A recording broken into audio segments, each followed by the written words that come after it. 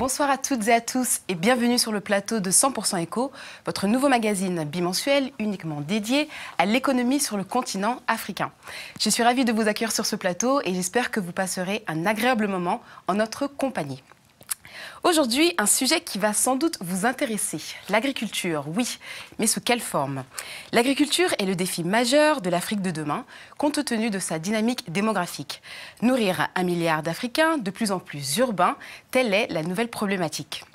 La modernisation de l'agriculture ou encore l'innovation, sans oublier la prise en compte du développement durable, toutes ces données constituent aujourd'hui les principaux enjeux des États d'Afrique.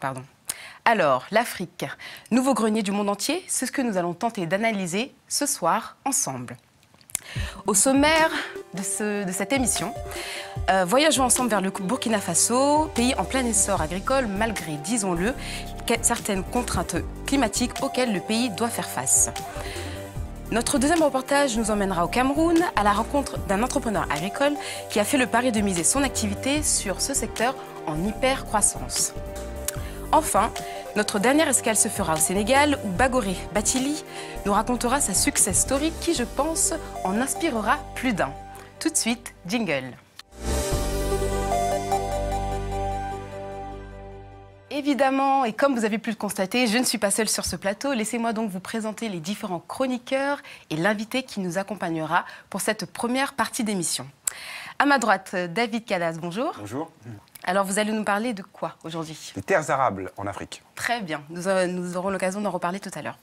Letty Yaya, juste à côté de vous, bonjour. Bonjour Oriane. Alors, de quoi vous allez nous parler sur cette émission? Bien, aujourd'hui, dans Culture Éco, on parlera de la chaîne de valeur. Très bien, on reviendra sur votre sujet tout à l'heure. Notre premier invité qui nous accompagnera donc pour cette première partie d'émission, Sayouba Traoré. Bonjour. Bonjour. Vous êtes donc journaliste burkinabé. Oui. Et avec vous, nous allons analyser le secteur agricole au Burkina. Exact. Très bien. Commençons tout de suite l'émission avec notre premier reportage. Depuis les années 90, le Burkina Faso est parvenu à doubler sa production agricole. Aujourd'hui, l'agriculture est l'activité économique la plus importante du pays. Pourquoi? Comment? Décryptage. En 2003, le Burkina Faso prenait l'engagement d'allouer au moins 10% de son budget à l'agriculture. 10 ans plus tard, c'est de 13 à 15% du budget de l'État qui revient au secteur agricole. Aussi, depuis quelques années, l'État consent des efforts pour l'amélioration de ce domaine jugé prioritaire. Les facteurs de production, nous résumons tout ça là, les intrants, engrais, semences, pesticides, tout ça a prix subventionné. Le matériel agricole, l'un apporte une contribution avec l'autre pour augmenter donc la productivité. Donc, le matériel également subventionné. Vous avez les charrues de tout type, pour les ânes, pour les bœufs, etc. Vous avez également les appuis pour approvisionner les producteurs d'un certain niveau en matériel, en équipement important, des gabarits, comme les tracteurs. Vous avez les aménagements des bas-fonds pour booster la production de riz. Vous voyez? Et vous avez l'accompagnement au niveau donc de l'appui conseil des producteurs et du renforcement des capacités. Cet apport technologique est positivement apprécié à la Confédération paysanne du Faso, une organisation d'agriculteurs burkinabés. Avec le nouveau paquet technologique, il y a cette productivité qui est accompagnée. Et surtout si on mise sur ce paquet avec l'utilisation des semences améliorées, de la fumure organique combinée avec les intrants chimiques, on sent que le rendement à l'hectare augmente. Et quand il y a une augmentation au niveau des rendements, ça veut dire qu'au niveau de la vente aussi, les paysans doivent avoir plus que d'habitude. Voilà comment on peut sentir cette croissance. Et au-delà du gain, la croissance se sent en matière que l'agriculteur arrive à satisfaire ses besoins alimentaires 12 mois sur 12 sans aller au marché, ce qui veut dire qu'à ce niveau-là, les agriculteurs peuvent sentir réellement la croissance. Joseph Cabré, agriculteur, a bénéficié de ces appuis et aujourd'hui, il est fier de nous présenter ses champs. Vraiment, ça marche parce que j'arrive à nourrir ma famille avec ça sans problème. Je règle beaucoup de problèmes dans l'agriculture. Je paie la scolarité de mes enfants et puis vraiment ça va quoi. Pourtant, le chemin qui mène à cette bonne récolte reste semé d'embûches. Bon, l'engrais actuellement, ça coûte cher. Au moment des premiers labours, là aussi, on n'a pas de tracteur comme ici pour les labours, donc il y a des difficultés. Idem à la Confédération paysanne. Il y a toujours des difficultés qu'il faut voir. Parce qu'aujourd'hui, les prix minimum garantis au niveau de la production ne sont pas assurés.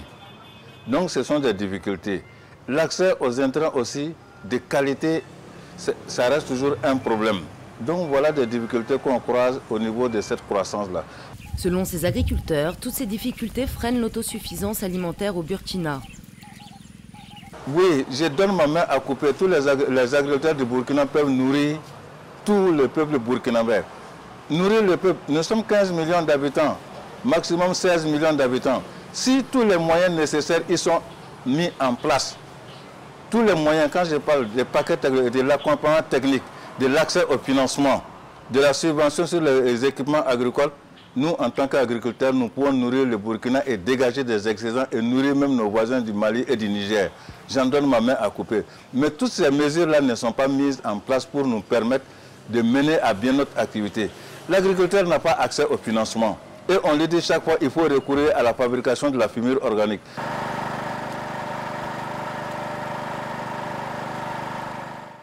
En attendant, cette agriculture ne couvre que 40% des besoins alimentaires. Aussi, l'État opte pour l'importation de denrées. Une dépense très souvent dénoncée vu les qualités douteuses de certains de ces aliments.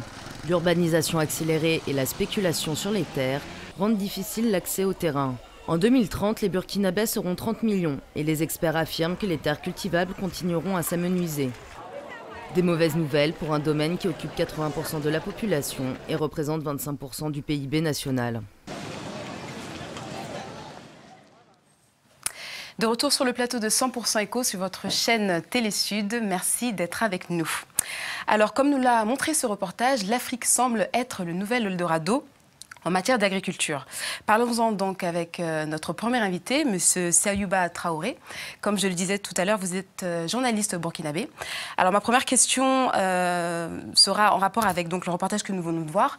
Que pensez-vous donc, de l'appui dont les agriculteurs ont bénéficié et d'une manière plus générale, quels sont les atouts et les faiblesses du Burkina en matière agricole selon vous? Eh bien, les atouts sont très simples. Il y a l'engagement des villageois. Et au Burkina Faso, dans toute l'Afrique de l'Ouest, on vous dirait que le Burkina Faso, c'est le pays du travail. On ne sait que ça, travailler, on vous le dira. Ben, le problème, c'est qu'en face de ces atouts, il y a des faiblesses. Autre atout, il y a l'engagement, il y a la disponibilité des terres, il y a un savoir-faire ancestral. Et le paysan, c'est celui quand même qui connaît le mieux son terroir, même si lui ne met pas les mots scientifiques là-dessus. C'est quand même celui qui connaît son terroir. Et vous venez de l'entendre, si on a les moyens, on peut nourrir la population sans problème et même dégager des excédents. Mais en fait, il y a des problèmes, oui. Parce que il faut d'abord dire que le plus grand problème en Afrique, c'est que l'agriculture est essentiellement pluviale. 2% d'agriculture irriguée. Ça veut dire que nous dépendons de la pluie. Et quand la pluviométrie ne va pas, comme cette année où on a quelques inquiétudes, parce que ça a commencé tard, donc on ne sait pas quand est-ce que ça va, si ça va continuer jusqu'au mois d'octobre.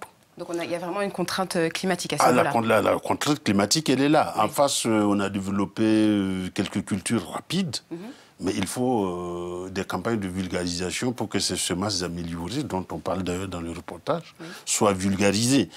Bon, donc il y a ce problème qu'on dépend de la pluie, de la pluviométrie. Deuxième problème, il y a une insécurité foncière. Parce que bon nombre de jeunes se sont lancés dans l'agriculture, mais quand on vient vous dire, avant la récolte, il faut que tu me donnes ma terre, il y a un souci, quoi.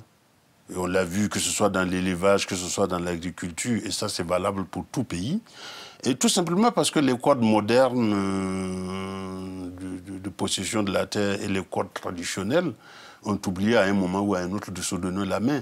Et je dirais que les intellectuels qui sont dans les milieux de décision peuvent, je dis bien peuvent, parce que là je suis prudent, peuvent porter une grande responsabilité dans cette histoire d'insécurité foncière dans la mesure où Et tout le monde en Afrique ne connaît pas le droit moderne parce qu'on a quand même 70% d'analphabètes. Mais tout le monde connaît le droit coutumier de son village. Bien sûr. Donc, il y a une forme de responsabilité que nous portons, les lettrés, parce que les autres sont à moitié exonérés. Parce qu'eux n'ont pas été à l'école, donc ils n'ont pas la chance de connaître le droit moderne, mais nous le connaissons. Un autre problème, c'est que le paysan n'a pas accès au crédit. Et ça a été dit. Bon, le premier facteur de production, c'est sa terre. Il ne peut pas gager ça auprès d'une banque. D'abord, le paysan ne sait pas comment fonctionne le crédit. Et le banquier ne sait pas comment parler à un paysan. On le voit, c'est encore plus flagrant dans le cas des associations féminines. Bon, une femme, dans beaucoup de pays, ne peut pas être propriétaire terrien. Vous arrivez pour demander un crédit, on vous dit, voilà, qu'est-ce que vous donnez comme garantie? Vous n'en avez aucune garantie. Je vous coupe 30 secondes. Je crois que David a une question pour vous. Justement, par rapport à la garantie, quand on parle de droit coutumier, ça veut dire que les paysans, ils ne peuvent pas produire un titre foncier quand ils vont à la banque pour prouver, pour donner une garantie à la banque, c'est ça? Ben, d'abord, il faut vous dire que c'est la civilisation de l'oralité. Le papier, le paysan n'en a strictement rien à foutre. Je ne sais pas si je peux dire ça à une télé, mais le papier n'en a strictement rien à foutre. C'est une affaire de vous et moi, le papier. Lui, il fonctionne sur la parole donnée. Le problème du paysan, c'est que nous, hommes de papier, nous sommes des gens sans parole, puisque nous pouvons nier notre propre signature. Nous pouvons le nier. On peut aller voir des avocats pour raconter n'importe quoi. Alors que le paysan, c'est la parole donnée. Il sait que votre ancêtre avait donné cette terre à mon ancêtre pour l'utiliser, pour l'usufruire, mais pas comme propriété. Donc le jour où vous voulez votre terre, mon descendant doit vous la rendre, parce que c'était un pacte ancestral. Mais si moi je dis, voilà, j'ai fait des papiers à la préfecture, et donc la terre est à moi, et ce qui le traite dans l'histoire, ce n'est pas vous, parce que vous avez respecté la parole de vos ancêtres. Mais moi, je suis venu avec un papier, un nouveau modèle de dévolution de la terre, que vous ne reconnaissez pas. Ce qui le traite dans l'histoire. Bon, je le dis de façon un peu brutale, mais je n'ai pas des mots plus doux pour le dire. Parce que quelqu'un qui vient vous arracher votre unique moyen de production, parce que dites-vous que pour le paysan, la terre, c'est son unique moyen de production. En dehors de ça, il meurt. Latiche, je pense que tu avais une question aussi. Oui, surtout, monsieur, vous avez dit que c'est de la responsabilité des lettrés si finalement ces paysans-là ne sont pas au courant de leurs droits. Non, je n'ai pas dit ça. Par rapport à l'insécurité foncière? Non, je n'ai pas dit ça. Non, je n'ai pas dit ça. Ils ne sont pas au courant de leurs droits parce qu'ils n'ont pas eu la chance d'aller à l'école. Ils n'ont pas eu la chance d'aller à l'école. Mais nous connaissons le droit moderne et nous connaissons le droit coutumier. Donc nous sommes doublement responsables. Très bien. Tout à l'heure, dans le reportage, le paysan disait qu'il a de quoi nourrir sa famille. Mais est-ce qu'il n'y a pas un problème de méthode de production agricole pour espérer produire plus que de quoi nourrir sa famille? Ah ben, vous mettez le doigt justement là où il y a... Parce que vu qu'il n'a pas accès au crédit, ça veut dire qu'il n'a pas accès aux intrants. Il voudrait bien se lancer, mais il faut un coup de pouce initial que lui, il ne peut pas s'offrir. Tout seul, il ne peut pas.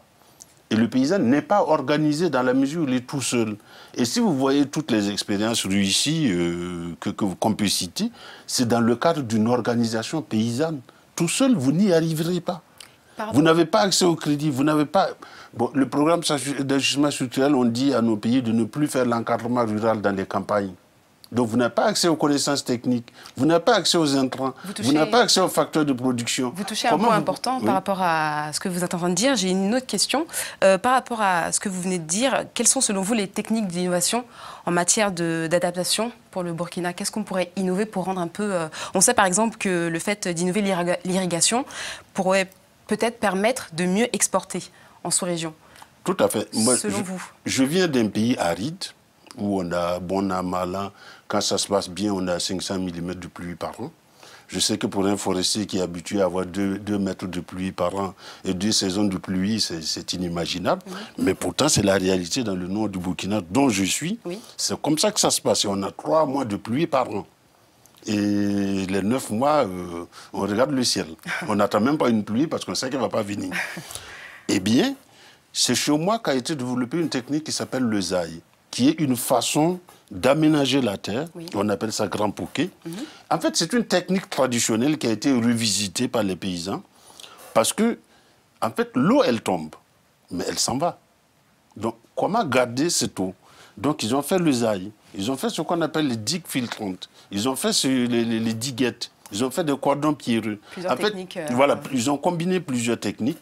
Plus la fumure organique qu'on ne faisait pas. Bon, ou qu'on faisait, mais bon, qui n'était pas utilisée comme c'est utilisé aujourd'hui. Oui. Ben, des paysans sont partis d'un rendement de 300 kg de sorgho à l'hectare à 1 tonne. Ah, c'est pas rien. Ah, c'est pas rien du tout. Une dernière question, peut-être? Alors, j'ai cru comprendre qu'au Burkina Faso, justement, les politiciens, en tout cas l'État, a pu équiper les paysans de charrues. Pas tous les paysans. Pas tous les paysans. L'État fait ce qu'il peut, mais quel budget nous avons? Voilà. Quel budget nous avons? Le budget d'un État africain ne suffirait pas à équiper tous les agriculteurs burkinabés. Ce n'est pas possible.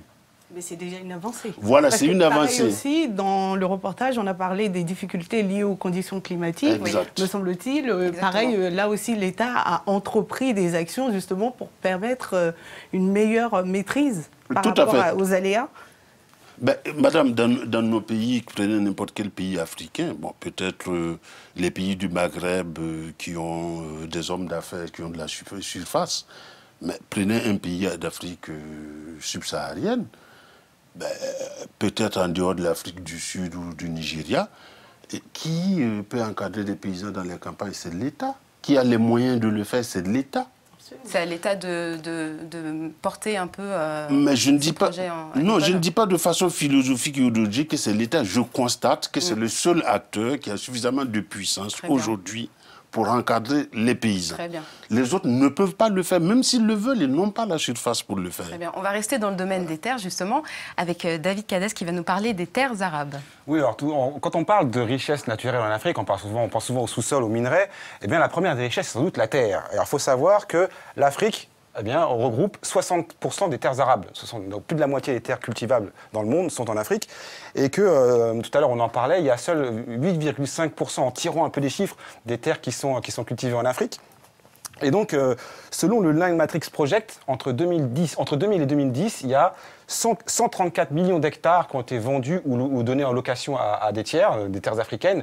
Alors ça représente, parce que les gens, c'est pas forcément un ordre d'idée, ça représente à peu près 7 fois le Sénégal en matière de superficie, donc c'est pas rien. Donc il y a une certaine, même s'il y a une certaine opacité dans les transactions foncières, il y a quand même des grands pays qui vendent leurs terres en Afrique. Alors je cite la RDC, l'Éthiopie, le Soudan ou encore Madagascar, pour ne citer que ceux-là. Mais par rapport à ça, il y a quelque chose qui m'a interpellée. Il n'y a pas des conséquences un peu politiques? Parce que, bon... Forcément, alors il y a des conséquences, parce que finalement, ce n'est pas pour les Africains qu'on produit. Alors, les 3/4 des terres sont dédiées aux biocarburants. L'autre, c'est dédié aux cultures d'exportation. Et donc, ça pose un problème de sécurité alimentaire. Alors, tout le monde et même de souveraineté nationale. Alors, tout le monde se souvient, ou peut-être pas, de l'affaire Daewoo à Madagascar. L'affaire Daewoo, c'est ce géant sud-coréen. Pour nous rappeler un peu pour nos téléspectateurs. C'est ce géant sud-coréen qui avait fait un deal sur un bail d'exploitation à Madagascar avec le président pour du maïs pour 1,3 million d'hectares, soit la moitié des terres arabes de Madagascar. Et c'est en partie cette situation qui avait précipité la chute du président Ravalomanana.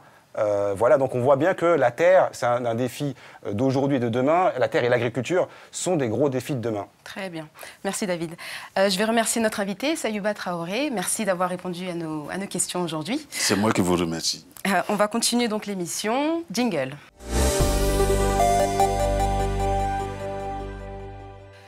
Poursuivons donc cette émission avec notre second reportage. Le second reportage donc, de cette édition, c'est l'histoire d'un entrepreneur agricole camerounais qui a accepté de nous ouvrir les portes de son activité au Cameroun, activité sur laquelle il a fait le pari d'une rentabilité notoire sur le long terme. Portrait de la semaine. Depuis quelques années, le gouvernement camerounais invite les jeunes à s'investir dans le domaine agricole. Le secteur connaît une croissance moyenne de 4%. L'État veut atteindre les 10% d'ici à 2020. À Djoungou, une petite localité située à 70 km de Douala, Raphaël Nidjo développe son activité.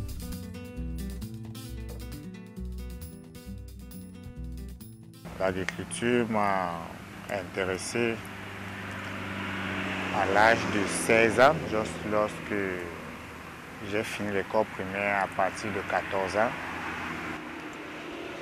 parents n'ont pas eu les moyens de m'envoyer continuer mes études à l'école secondaire. Pour la seule préoccupation, puisque mon père avait le champ et puis c'était en forêt, j'ai donc décidé d'abattre et de m'intéresser à l'agriculture. L'agriculture du cacao n'est plus un truc archaïque. Vraiment, il faudra qu'on sache que l'agriculture aujourd'hui, c'est aussi moderne. On constate qu'il faut investir pour avoir, il faut aussi une école pour cette agriculture.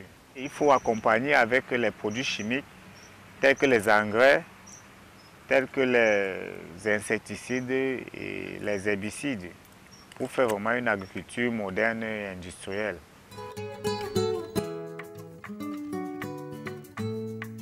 En plus de la culture du cacao, Raphaël investit dans la culture de l'ananas et du palmier à huile. Des produits dédiés à l'exportation, des produits qui répondent à une demande forte des marchés mondiaux. Pour s'investir, il faut d'abord avoir le marché. Oui. Parce qu'en pleine récolte, on peut vous surprendre. Vous pouvez sortir une récolte au moment où la demande est moins que l'offre. L'ananas est une culture vraiment qui est trop demandée, surtout en exportation. Oui. Bon, je me suis investi dedans parce que vraiment la demande est... Il y a des périodes, surtout comme en ce moment-là, il y a un manque d'ananas, auquel la demande vraiment est plus que l'offre. C'est pourquoi c'est une culture vraiment très intéressante, surtout quand vous récoltez dans de bonnes périodes. Un hectare d'ananas prend environ 61 000 pieds d'ananas. Vous voyez que s'il faut peut-être vendre 60 000 ou 50 000 pieds d'ananas à 100 francs, quel qu'en soit le coût de l'investissement. Bon, le début est toujours difficile puisque le début, si vous venez de commencer, il vous faut acheter les rejets, il vous faut payer le transport des rejets, il faut payer le planting et autres. Bon, quand vous avez déjà peut-être fait un bon planting et autres, bon, le champ secondaire est facile puisque c'est vous-même qui produisez le rejet. Le secteur agricole attire les jeunes au Cameroun. Beaucoup se sont lancés dans des activités agricoles, mais pour eux, l'apport du gouvernement reste insuffisant. Aujourd'hui encore, les produits agricoles de première nécessité restent inaccessibles car les prix sont exorbitants. Par rapport à l'investissement,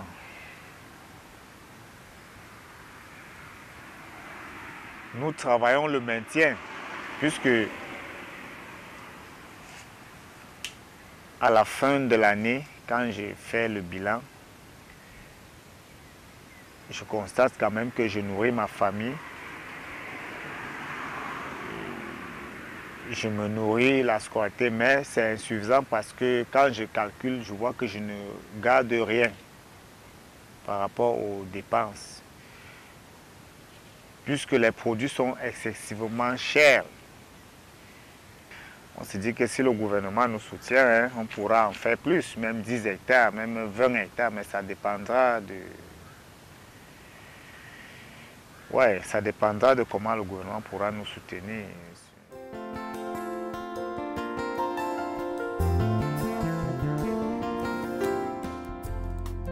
Les activités agricoles et forestières représentent 20% du PIB camerounais. La production nationale augmente sans toutefois couvrir les besoins de la population. De retour sur le plateau de 100% Éco, merci à vous de rester avec nous. Pour cette deuxième partie d'émission, nous a rejoint sur ce plateau notre deuxième invité, Hadj Khelil. Bonjour. Bonjour.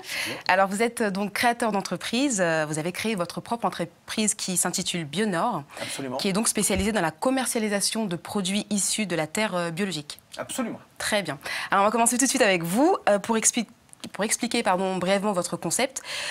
Votre activité associe agriculture biologique et compensation carbone via la plantation d'arbres en Afrique. C'est exactement ça. J'ai presque envie de vous embaucher tellement vous présentez bien les choses. Ah, je suis flattée, hein. Ouais, c'est ça. En fait, mon métier, c'est l'arbre. C'est tout ce qu'on peut faire avec un arbre. C'est-à-dire qu'on peut produire des denrées que nous produisons, nous, dans le cadre de protocoles biologiques. On est certifié par EcoCert. Oui. On peut produire des huiles essentielles que nous vendons au grand nom de l'industrie pour fabriquer des parfums dont peut-être certaines parmi vous que vous connaissez sûrement, dont je n'ai pas le droit de donner les noms, mais je n'ai pas le choix. Et on fait de la compensation carbone aussi, c'est-à-dire qu'on permet, nous donnons l'alternative, nous donnons aux industriels une solution pour compenser leurs émissions de dioxyde de carbone. Alors, une solution qui ne doit pas devenir un alibi, ça c'est tout notre travail. Tout à fait. Mais donc on plante des arbres pour les gens qui émettent du dioxyde de carbone du fait de leur activité. Très bien. Alors ma première question, très simple, est-ce qu'on pourrait considérer qu'aujourd'hui l'Afrique est une terre de business? Alors cette question, elle est, à mon avis, c'est probablement la question la plus importante. Il faut juste noter qu'il n'y a que les Africains qui se la posent. Parce que pour le reste du monde, la question de savoir si l'Afrique est une terre de business, c'est une évidence absolue. Dans les plus grandes écoles, dans les plus grandes universités planétaires, dans les plus grands centres d'investissement planétaires, les gens ne se posent même pas la question. La question, c'est pas de savoir est-ce que c'est une terre, la question c'est où est-ce que je peux investir, où est ma part, est-ce que vous avez une opportunité, où est-ce que je peux acheter, où est-ce que je peux me placer, où est-ce que je peux investir immédiatement. Et donc aujourd'hui, malheureusement, les Africains n'ont pas compris, n'ont pas réalisé, ne sont pas conscients suffisamment du fait que le vrai luxe dans la vie, c'est l'espace, aujourd'hui. Et comme le disait David, là, juste 5 minutes avant, vous avez une statistique qui est très très claire et qui explique tout. 60% des terres arables sur Terre sont en Afrique. En réalité, une fois que vous avez dit ça, vous avez répondu à tout. Quand vous savez qu'aujourd'hui, si vous voulez, vous avez beau être... vous allez faire ce que vous voulez, de toute façon, à la fin de la journée, il faut que vous mangiez. Oui. À la fin de la journée, il faut alimenter cette formidable machine que sont nos corps. Quand vous savez que 60% du potentiel en fait, de production agricole planétaire est chez nous, vous ne vous posez pas la question. La question, elle disparaît instantanément en réalité. Effectivement, enfin, on sait que l'agriculture présente de fortes potentialités, mais comment passe-t-on véritablement des salles de marché au domaine agricole, à une entreprise dans le domaine agricole? Oui, je fais juste un petit rappel pour nos téléspectateurs. Vous avez auparavant travaillé dans le domaine de la banque. Absolument, ouais, j'étais travaillé dans salle des marchés. Okay. Absolument, et effectivement. C'est-à-dire que quand moi j'ai quitté mon boulot en salle des marchés et que j'ai dit à ma maman que j'allais arrêter de faire ça pour aller planter des arbres dans le désert... Comment a-t-elle réagi? Elle a eu mal au cœur, hein, elle était triste. Elle m'a fait le mélodrame africain. Comment, mon fils, tous ces sacrifices pour rien. Et mon père avait compris, en revanche. Mon père avait compris que c'était le bon choix. C'est-à-dire que, vous savez, quand vous prenez une décision dans la vie, ce qui est important, une des choses qui sont importantes, c'est la perspective temporelle. C'est-à-dire que, est-ce que vous voulez un retour sur investissement demain, après-demain, dans 5 ans ou dans 10 ans? Et en général, plus le retour sur investissement est long, et plus le bénéfice est énorme. Moi, la chose que je me suis dit, c'est que finalement, j'investirais pour le moyen terme ou pour le long terme. Et franchement, j'ai eu raison. Parce qu'aujourd'hui, je gagne à peu près le même salaire que ce que je gagnais quand j'étais à Londres. Et je fais un boulot qui est passionnant. Et je me bats pour l'Afrique et j'en suis hyper fier. Et quelles sont les difficultés qu'on rencontre justement quand on se lance dans une entreprise dans l'agricole, dans le domaine agricole justement? Les difficultés sont colossales. C'est-à-dire qu'aujourd'hui, le problème en Afrique, c'est pas qu'il faut apprendre les choses. C'est une erreur quand on vous dit qu'il faut apprendre les choses. En Afrique, le problème, c'est qu'il faut inventer les choses. C'est-à-dire qu'aujourd'hui, on est dans un monde qui a complètement basculé. On est dans un monde qui n'est plus le même que celui, si vous voulez, des manuels sur lesquels nous étudions. C'est un monde qui, en réalité, malgré ce que je vais dire, va faire de la peine à certains de mes camarades, mais c'est un monde qui va en réalité beaucoup plus vite, même qu'Internet.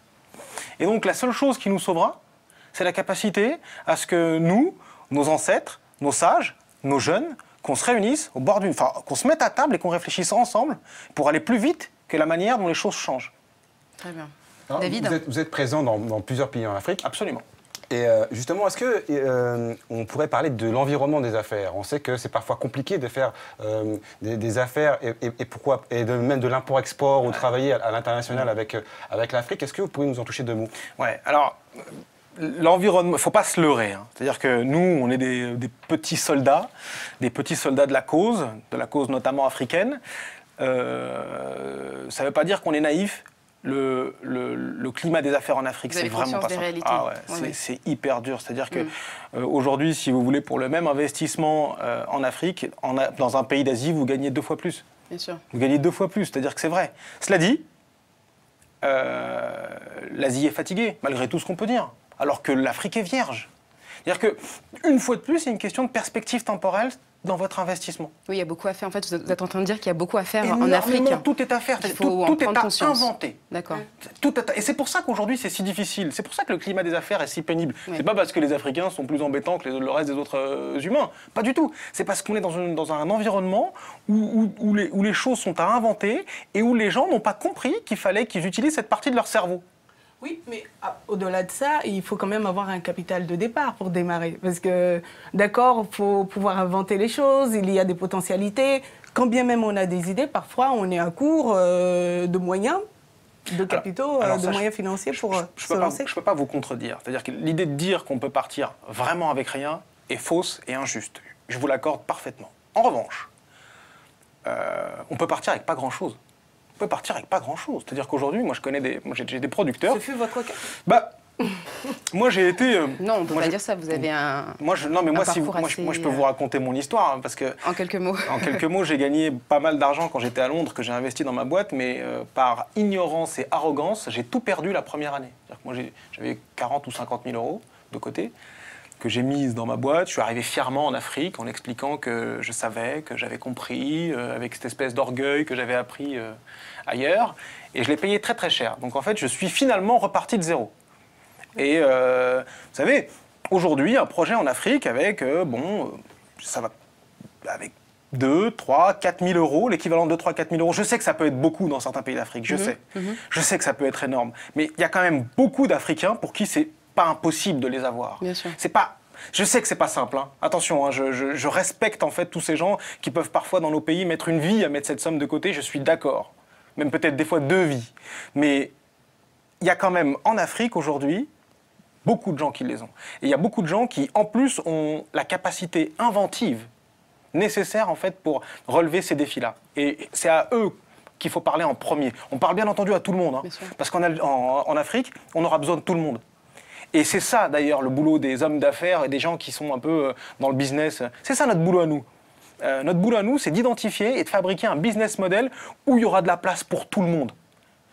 Aujourd'hui, quelqu'un qui arrive et qui ne sait pas lire, on ne lui parle pas aujourd'hui de savoir comment on organise une irrigation avec un ordinateur, avec un pilotage par satellite. Non. Il faut, en attendant qu'il soit capable de faire ça, parce que je suis convaincu que les gens peuvent apprendre à le faire, en attendant qu'ils soient capables de le faire, il faut leur trouver une place et les rendre efficaces tout de suite. Mais en 2 mots, j'ai une autre question à vous poser. Aujourd'hui, selon vous, quelle production fait l'objet d'une forte demande en Afrique ? Si jamais on veut, investir, selon vous. Hein. Alors moi, je suis complètement... moi, je suis iconoclaste sur ça. Moi, je pense qu'il faut qu'on abandonne le cacao, Non. Moi, je pense qu'il faut qu'on se concentre sur... Quoi vous misez moi, je miserais sur les productions à très forte valeur ajoutée. Moi, je pense qu'aujourd'hui, il faut qu'on remonte la chaîne de la valeur. Il faut qu'aujourd'hui, on développe, qu'on fasse la chasse à la richesse. C'est-à-dire que les choses qui aujourd'hui nous ont plombés pendant des centaines d'années, le café, le manioc, enfin tout ça, là, c'est très bien, c'est ce qui a fait que nous sommes là, c'est probablement ce qui a permis à nos ancêtres d'avoir des enfants que nous sommes, donc nous devons beaucoup à ces cultures-là, mais aujourd'hui notre devoir à nous en tant qu'enfants de cette mécanique, en tant que aboutissement de cette logique, enfin en tout cas que... Oui. Nous sommes là aujourd'hui présents, il faut qu'on passe un cran, il faut qu'on avance. La valeur ajoutée. Il faut aujourd'hui qu'on se pose la question de comment on peut faire de l'agroforesterie, de multiplier les rendements. Il faut qu'on se pose la question de savoir comment nos unités agricoles peuvent être, en plus d'unités de production, de production agricole, des unités de production d'énergie. Aujourd'hui, vous vous rendez compte, aujourd'hui, le potentiel de production énergétique qu'on a Moi, je rêverais d'avoir des producteurs qui sont en plus des producteurs, des traders de l'énergie, qui seraient sur la bourse et qui diraient « j'ai 2 kilowatts à vendre ». Vous avez fait une très bonne... Excuse-moi de te couper, là-dessus, on va venir à ta chronique. Vous avez fait une très bonne transition. Vous avez parlé de remonter la chaîne de valeur. Et c'est ce dont nous allons parler avec Lati tout de suite. Voilà. Donc, alors, le marché agricole africain présente de réelles potentialités en termes de business qui peuvent véritablement stimuler la croissance économique sur le continent. Et pour stimuler la croissance, aujourd'hui, on parle de mettre en place des unités de production de grande taille, mais également de maîtriser toute l'aval de production en tenant compte des exigences du marché. Et c'est véritablement là que devient intéressant la notion de chaîne de valeur que vous connaissez très bien. Eh bien, alors, qu'est-ce qu'une chaîne de valeur ? Dites-nous tout. C'est l'ensemble d'activités qui concourent finalement à la fabrication d'un produit de la matière première au produit final vers le consommateur. Je prends par exemple... Vous avez un exemple, oui? Oui, la production de fèves de cacao, qui va subir donc toute une transformation. Il y aura les activités de négoce qui vont s'y ajouter avant que ça ne devienne le pot de Nutella que nous consommons tous. Très bien. Voilà. Pas donc, moi. J'ai rien à voir avec ça. J'en doute, hein. Non, non. Vous ne consommez que des dates. Non, c'est ça. Moi, je ne mange que des dates bio. Comme ça c'est dit. Donc, à chaque étape en fait, de ces activités de la chaîne de valeur, il va y avoir un acteur. Et l'ensemble des acteurs vont se répondre pour finalement créer de la valeur et du profit. Alors, quel est véritablement l'intérêt de la chaîne de valeur pour l'Afrique avec l'agriculture dont on parle aujourd'hui?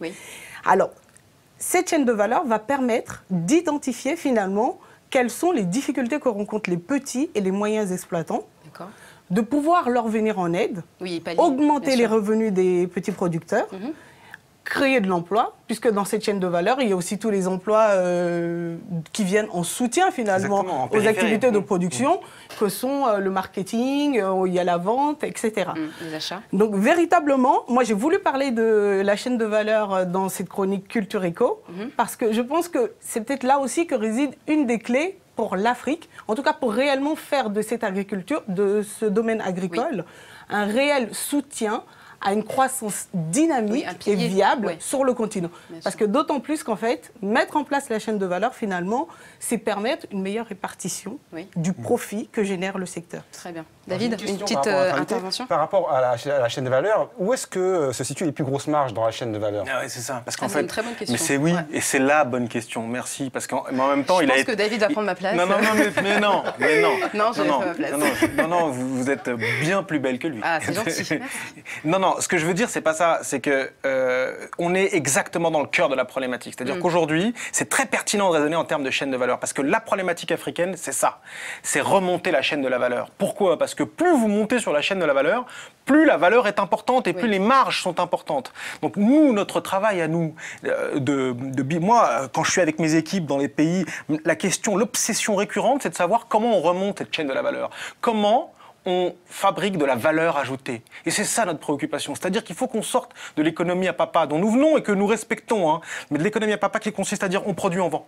Qui c'est qu'achète? Non, on ne produit pas. On produit, on transforme tant que possible. Moi, je voudrais qu'on m'explique pourquoi on ne serait pas capable de faire du chocolat. Je pense que c'est une question à laquelle on répondra dans une prochaine émission. Merci. De rien. Je vous remercie d'avoir répondu à nos questions. Merci beaucoup, Hadj Khelil. Et vous êtes bienvenue sur cette émission, quand vous voulez. Ce sera toujours un plaisir de vous voir. À vous, collectif, bien entendu. On va passer tout de suite à la suite de l'émission. Jingle.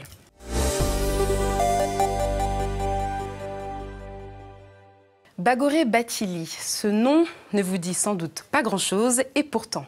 Bagoré Bathily est un jeune fermier sénégalais qui a développé sa société laitière, les laiteries du Berger, grâce, entre autres, au soutien d'investisseurs et de partenaires. Bagoré Bathily, c'est la success story de la semaine. Au début des années 2000, Bagoré Bathily, vétérinaire, constate que 90% du lait consommé au Sénégal est importé sous forme de poudre, alors que 4 millions de personnes, surtout des Peuls, vivent de l'élevage. En 2006, il crée la laiterie du Berger. Aujourd'hui, elle reste la seule entreprise du secteur à vendre des produits fabriqués à partir de lait collecté auprès des populations semi-nomades du nord du pays. On a trop de petits agriculteurs, ça représente plus de la moitié de la population, pour ne pas les considérer. Et eux, ils réussiront si on construit des filières locales. Donc l'agriculture de subsistance ou dite de subsistance, il faut qu'elle soit également de plus en plus, qu'elle devienne de plus en plus une agriculture qui permette de générer des revenus pour les paysans. Voilà. Et ça, ils auront des revenus en vendant leurs produits à une usine, un centre de transformation, etc. pour que ces produits-là finissent sur les marchés locaux. On consomme quand même en Afrique. Au Sénégal, on a maintenant des grandes villes, des consommateurs qui émergent. C'est ces gens-là qui sont l'opportunité finalement de la filière locale. Au total, la laiterie du Berger compte 140 salariés répartis entre l'usine de Richard Toll, située dans la vallée du fleuve Sénégal, et le siège à Dakar. Aujourd'hui, il y a un gros marché de consommation du lait au Sénégal. Ce marché il est essentiellement approvisionné par la poudre de lait, par le lait importé, en tous les cas. Les Sénégalais consomment 350 000 tonnes par an, hein, et on ne produit qu'un tiers de cette consommation. Okay, donc tout le reste est importé. Et à mon avis, on ne produit pas plus parce qu'il n'y a pas d'écoulement, il n'y a pas d'incitation à produire plus. En mettant en place le maillon manquant, c'est-à-dire le maillon de transformation, hein, d'après moi, qui soit capable d'acheter, hein, de stimuler la production parce qu'on achète tout, et après de mettre en place des marques fortes, des produits qui sont appréciés par les consommateurs, eh ben, on doit pouvoir progressivement prendre des parts de marché sur cette importation. La laiterie, dont le chiffre d'affaires atteint 2 millions d'euros en 2012, écoule chaque jour près de 5 tonnes de produits laitiers au Sénégal.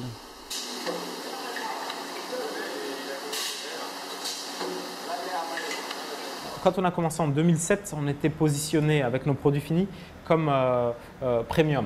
Donc, on avait un produit ultra frais, du lait frais. C'était des produits peut-être qui visaient une clientèle plutôt élevée et qui avaient un positionnement, disons, de type bio ou équitable. Hein.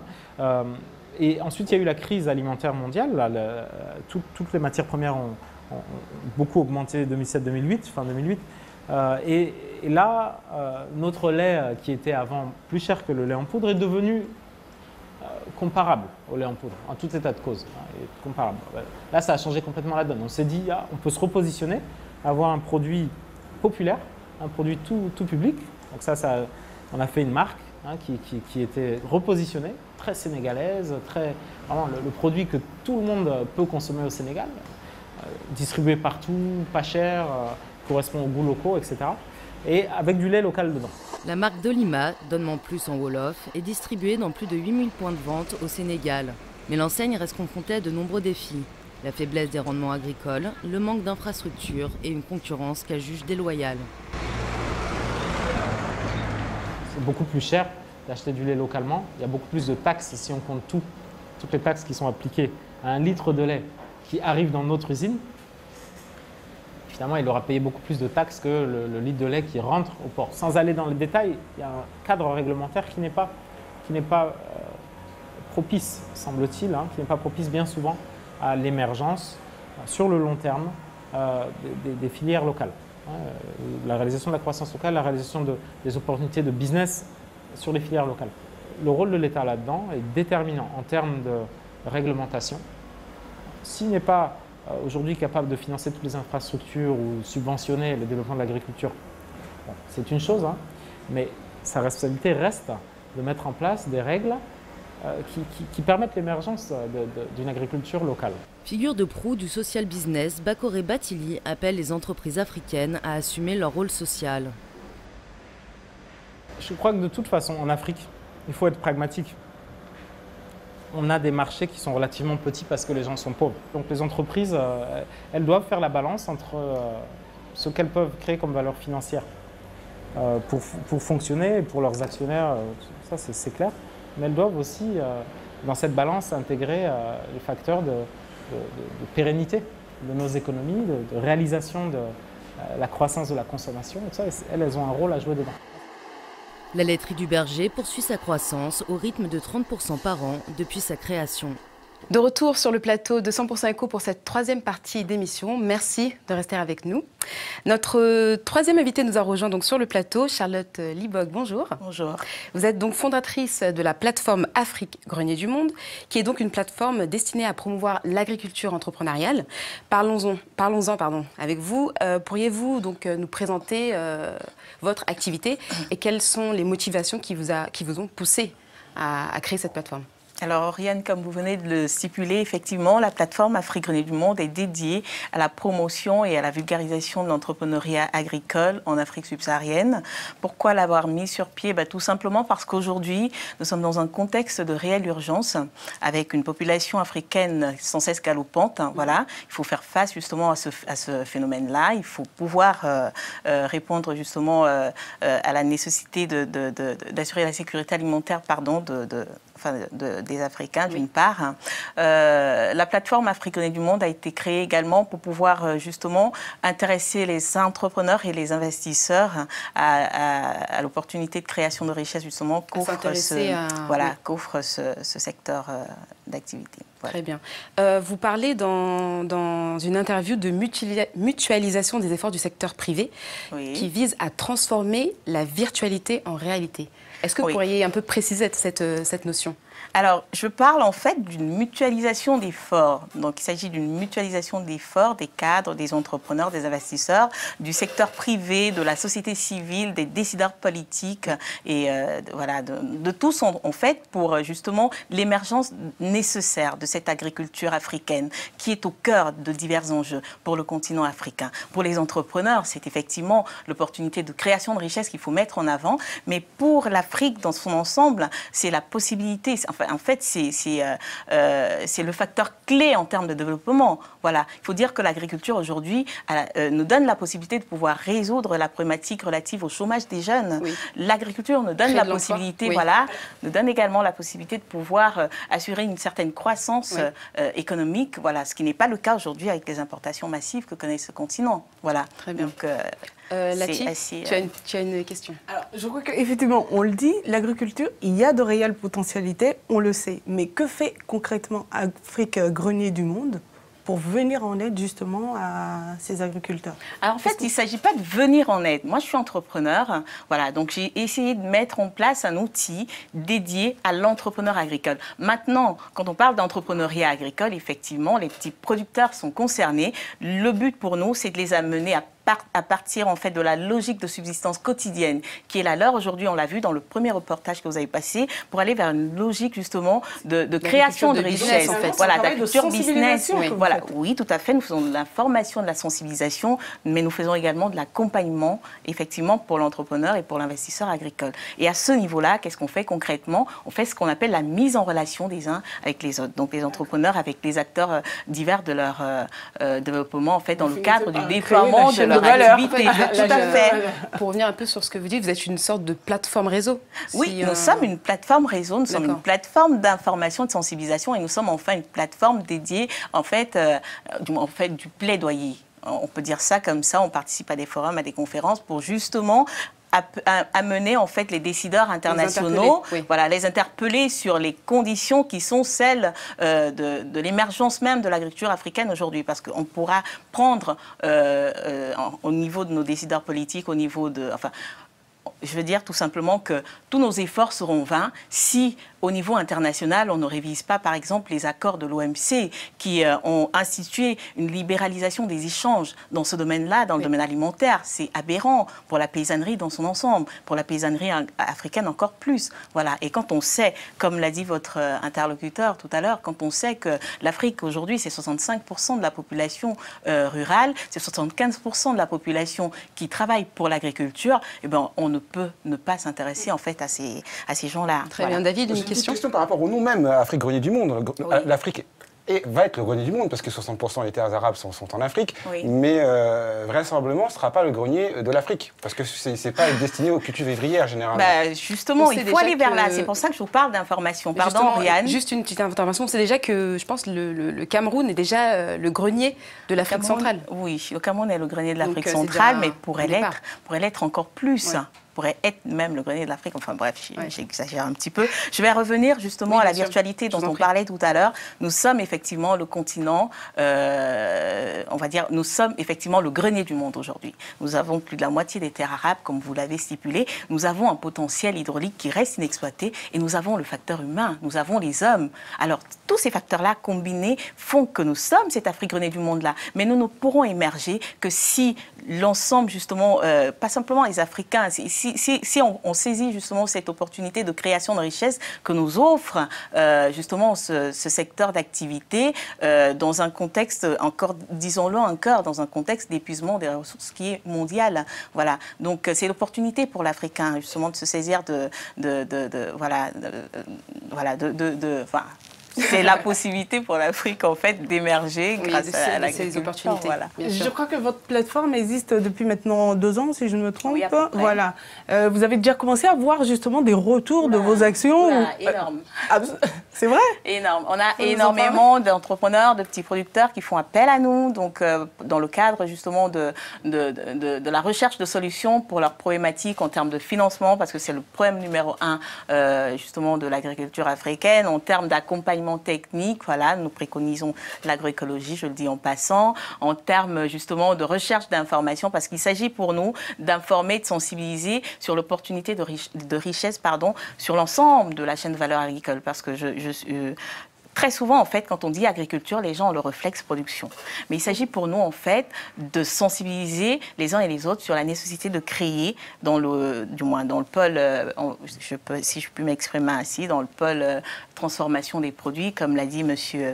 Fédil, qui est passé tout à l'heure, voilà, ou même M. Batili, également pour la commercialisation des produits, pour la création de services annexes, comme par exemple les services financiers, l'assurance agricole, la formation agricole, le conseil opérationnel.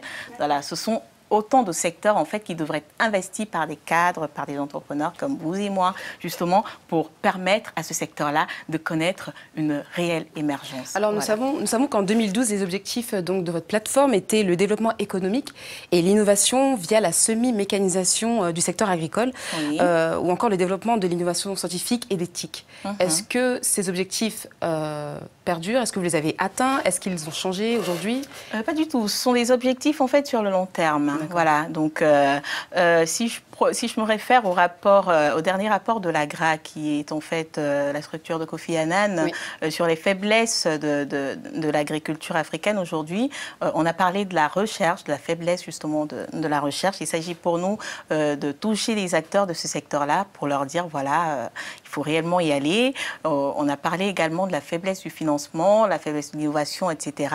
Ce sont des objectifs atteignables en fait à long terme, avec l'implication de tous. Voilà. Donc à l'heure d'aujourd'hui, si on regarde le calendrier de notre plateforme, nous sommes en fait à l'ère, on va dire, de la mobilisation des ressources. Il s'agit de venir vous voir pour vous dire, voilà, nous existons, de manière à communiquer, de manière à ce que les entrepreneurs puissent justement savoir qu'il y a un outil pratique aujourd'hui qui leur est dédié justement dans le cadre du déploiement de leurs activités, de manière à ce que les investisseurs puissent également prendre en compte la nécessité d'investir aujourd'hui ce secteur-là, pas seulement pour l'étranger, comme on le voit aujourd'hui avec l'accaparement des terres arables, mais également pour l'Afrique. C'est pour ça que nous parlons énormément de la responsabilité sociétale et environnementale nécessaire justement dans le cadre du déploiement. Une dernière question, David, quand on parle d'agriculture entrepreneuriale, est-ce qu'on n'oublie pas un peu les paysans? Alors les paysans qui ont parfois des problèmes d'alphabétisation, qui en matière de formation, il y a forcément un goulot d'étranglement. Est-ce que ça oppose pas l'entrepreneuriat, ça oppose pas au monde paysan qui n'a pas forcément les mêmes atouts que quelqu'un qui a fait des études et qui peut suivre une formation? Pas du tout. Il s'agit en fait de créer des joint ventures, de mettre en place des solutions justement permettant une mutualisation d'efforts entre le monde paysan d'une part et le secteur privé d'autre part. On a déjà des exemples. Là, tout à l'heure, on a parlé de M. Batili et de sa structure. C'est l'un des exemples, justement, de ce que je viens de vous dire, parce qu'il fait appel à des petits producteurs dans le cadre, justement, du développement de son activité. C'est ce que nous préconisons au sein de la plateforme. Et nous parlons d'agriculture entrepreneuriale, pas simplement pour les acteurs du secteur privé, mais également pour ces petits producteurs que constituent les paysans, parce que l'objectif, comme je vous le disais au début, c'est de les faire partir de la logique de subsistance quotidienne vers la logique de business. Voilà. C'est ça. Très bien. Merci beaucoup, Charlotte Libog. Merci pour votre intervention. Nous arrivons donc au terme de cette émission. Merci à tous les invités qui ont accepté de répondre à nos questions aujourd'hui pour cette seconde édition. Merci à nos chroniqueurs d'aujourd'hui, David Cadas et Letty Yaya. Merci aussi à la régie sans qui ce travail ne se ferait pas, sans qui cette émission ne se ferait pas. On se retrouve dans 2 semaines pour une nouvelle édition de 100% Éco. D'ici là, portez-vous bien.